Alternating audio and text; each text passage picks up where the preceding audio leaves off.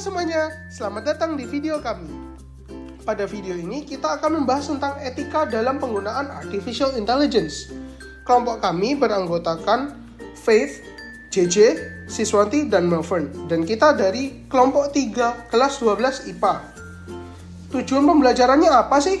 Jadi video ini akan membahas tentang studi kasus nyata masalah etika dan legal untuk dinamika penggunaan AI sebagai bagian dari dampak penerapan teknologi informasi dan komunikasi atau TIK. Kita akan membahas yang pertama peran AI dalam kehidupan sehari-hari, yang kedua masalah etika dan penggunaan AI, yang ketiga transparansi dan regulasi, dan yang keempat adalah solusi menangani AI. Ya, untuk mengatur bagaimana caranya AI ini tidak merugikan kita, namun malah membantu kita berkembang lebih baik lagi. Oke, mari kita masuk ke topik yang pertama. Let's go! Di sini, saya akan menjelaskan manfaat AI bagi kehidupan manusia. Pertama, AI meningkatkan efisiensi dan produktivitas dengan mengotomatisasi tugas rutin, mempercepat produksi, dan mengurangi kesalahan. Kedua, AI mendorong pertumbuhan ekonomi dan industri.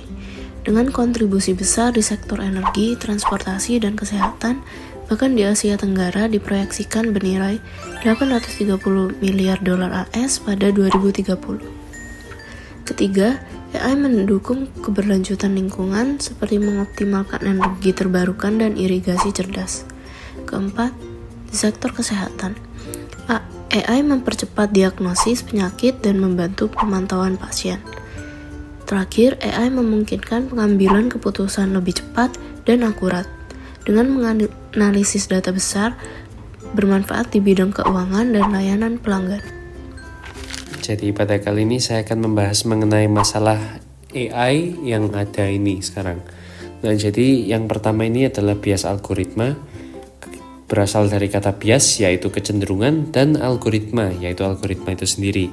Di mana bias algoritma ya berarti kecenderungannya AI ini untuk memihak pada suatu data yang belum tervalidasi kebenarannya. Masalah bias-bias yang ada ini saya bagi jadi 3. Yang pertama adalah bias dalam data pelatihan, yang kedua adalah dalam pemilihan fitur, yang ketiga adalah proses keputusan. Nah, jadi semua ini memiliki keterkaitan, yaitu input sama dengan output, dimana ketika inputnya itu bias, maka outputnya pun akan bias dan mengakibatkan pada ketidakadilan. Nah, jadi bagaimana sih caranya untuk kita mengatasi ini? Saya membagi jadi 3 juga. Yang pertama adalah diversifikasi data pelatihan, di mana data yang kita input itu harus representatif atau mewakili keseluruhan data secara faktual dan holistik lah gitu. Jadi harus menyeluruh. Yang kedua adalah audit algoritma, di mana algoritma harus rajin-rajin dipantau sebagai developer supaya tidak ada yang namanya penyelewengan gitu. Nah, untuk yang ketiga adalah transparansi dalam model AI, di mana transparansi meningkatkan kepercayaan pengguna lah akan pelayanan tersebut. Oke. Nah, lalu yang kedua adalah pengambilan keputusan secara otomatis. Saya membagi masalahnya menjadi 3, yaitu kurangnya akuntabilitas, kurangnya transparansi, dan resiko keputusan tidak adil. Kurangnya akuntabilitas beracu pada AI tidak akan bertanggung jawab lah atas kesalahan yang ada. Karena semua itu adalah sebenarnya hanya AI yang menuruti perintahnya kita gitu. Nah, yang kedua adalah kurangnya transparansi mengacu pada pihak yang pihak pelayan dari AI tersebut, dan akibatnya adalah di yang ketiga, keputusan tidak adil. Nah, cara mengatasi ini saya membagi jadi 3. Yang pertama adalah manusia dalam lingkaran. Ini adalah yang paling penting pastinya. Dengan kata lain, AI tidak boleh mengambil keputusan penting sepenuhnya sendiri. Harus ada campur tangan manusia.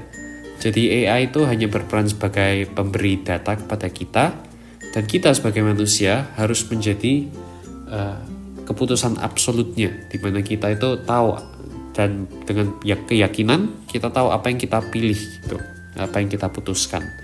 Yang kedua adalah regulasi yang lebih ketat, dan yang ketiga adalah audit dan penjelasan AI. Ini sebenarnya sudah tidak perlu dijelaskan lagi gitu, karena udah ada di sebelumnya. Yang ketiga adalah contoh kasus, di mana contoh kasus ini terjadi pada tahun 2018 pada sebuah perusahaan yang namanya Amazon. Kita semua sebenarnya sudah tidak asing mendengarkannya itu.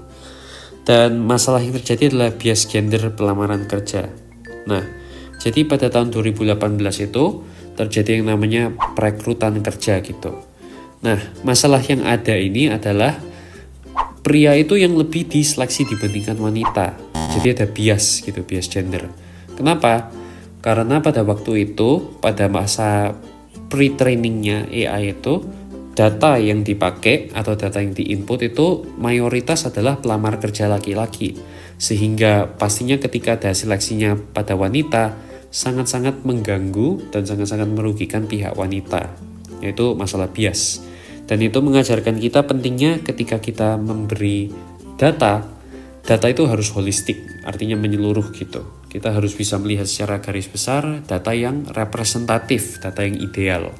Karena dengan demikian, kesalahan-kesalahan pada bias algoritma ini dapat terhindar dan dikurangi. Baik, untuk masalah regulasi dan transparansi secara lebih mendalam, saya serahkan kepada Melvern dan JJ. Oke, selanjutnya adalah regulasi internasional tentang penggunaan AI. Jadi belum ada kesepakatan internasional di PBB tentang penggunaan AI secara global. Namun sudah ada wacana untuk membuat regulasi tersebut. Kenapa regulasi ini penting? Jadi regulasi ini dibutuhkan untuk transparansi AI. Apa itu transparansi AI? Jadi ketersediaan informasi tentang sistem, cara dibuat hingga cara kerja AI yang dapat diakses secara publik dan dapat dibagikan untuk mencegah terjadinya kesalahan dalam pengambilan keputusan adalah transparansi AI. Masalahnya, di dunia sendiri, transparansi AI masih belum terlalu dijalankan. Hal ini dilatar belakangi kurangnya regulasi dan kesepakatan internasional tentang AI tadi.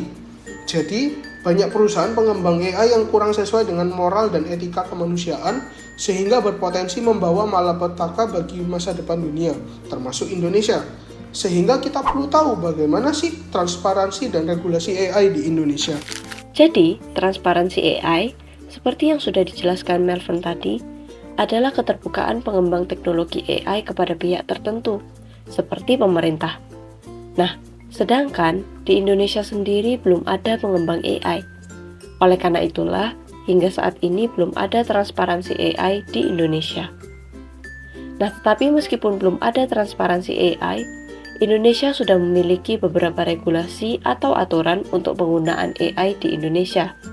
Yang pertama, ada Surat Edaran Menkominfo nomor 9 tahun 2023 tentang etika kecerdasan artifisial yang berisi pedoman untuk menggunakan kecerdasan buatan secara etis.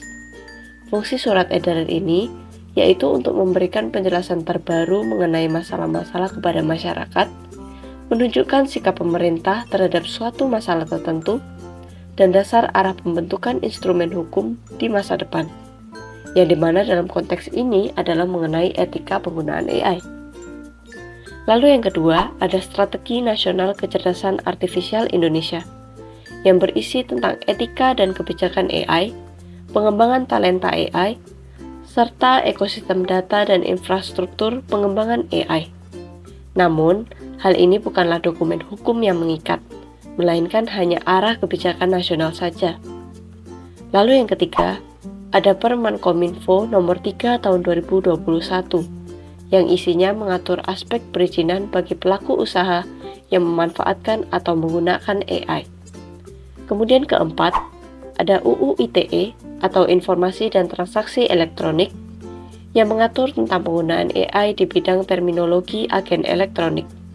Dan terakhir dari yang saya jelaskan, ada UU Perlindungan Data Pribadi yang sesuai dengan namanya berfungsi untuk mengatur pemanfaatan dan penggunaan AI yang menyangkut pemrosesan data pribadi. Jadi sekian video edukasi dari kami. Terima kasih telah menyaksikan sampai akhir. Sampai jumpa di lain waktu.